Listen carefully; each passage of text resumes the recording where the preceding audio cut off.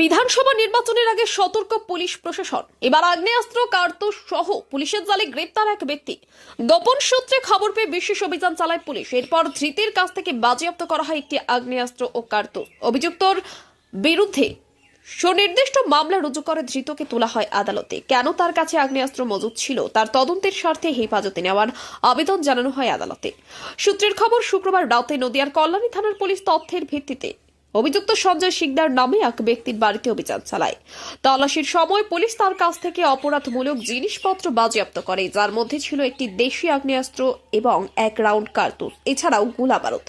পুলিশের তরফে দাবি, ধৃত ব্যক্তি এর আগেও অপরাধমূলক কাজের সাথে যুক্ত ছিল। পুলিশের কাছে আগে থেকেই খবর ছিল ওই ব্যক্তির কাছে আগ্নেয়াস্ত্র মজুত রয়েছে। সেই মোতাবেক পুলিশ অভিযান চালানোর পর সাফল্য মেলে।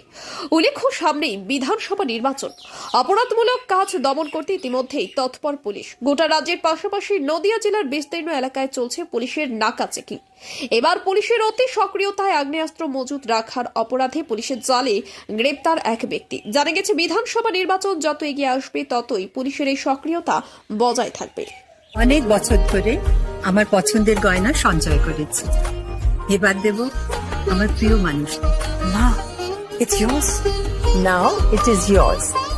আমার পছন্দের গয়না আজ থেকে Sohan, pure and precious, Orient Jewellers. যদি এখনও আমাদের খবরের দর্পণ চ্যানেলটি সাবস্ক্রাইব না করে থাকেন, তাহলে এখনই সাবস্ক্রাইব করুন, সঙ্গে বেল বাটনটি ক্লিক করুন আর পেয়ে যান সব খবরের দ্রুত ভিডিও আপডেট।